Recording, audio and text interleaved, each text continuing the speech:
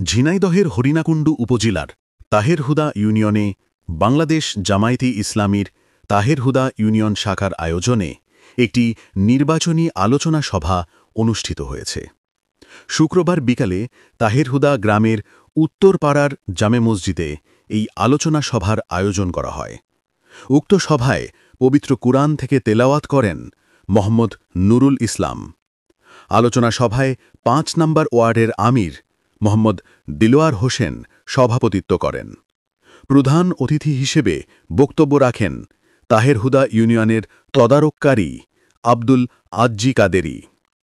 এছাড়া বিশেষ অতিথি হিসেবে উপস্থিত ছিলেন ৩ নং তাহেরহুদা ইউনিয়নের চেয়ারম্যান পদপ্রার্থী মোহাম্মদ মোশাররফ হোসেন এবং ইউনিয়নের সেক্রেটারি মোহাম্মদ বজলুর রহমান। সমাপনী বক্তব্য রাখেন তাহেরহুদা ইউনিয়নের আমির মোহাম্মদ আব্দুল মজিদ। আলোচনা সভায় বক্তারা বলেন, ইসলামী আদর্শে সমৃদ্ধ সমাজ গঠনের অঙ্গীকার। তারা সততা, ন্যায়পরায়ণতা এবং ইসলামী মূল্যবোধ বজায় রেখে নেতৃত্ব দেওয়ার গুরুত্বের উপর জোর দেন।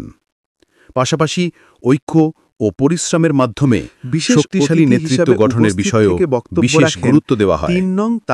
নেতৃকর্মীরা ইসলামী আদর্শে ঐক্যবদ্ধ থেকে সংগঠনকে আরও শক্তিশালী করার অঙ্গীকার ব্যক্ত করেছেন।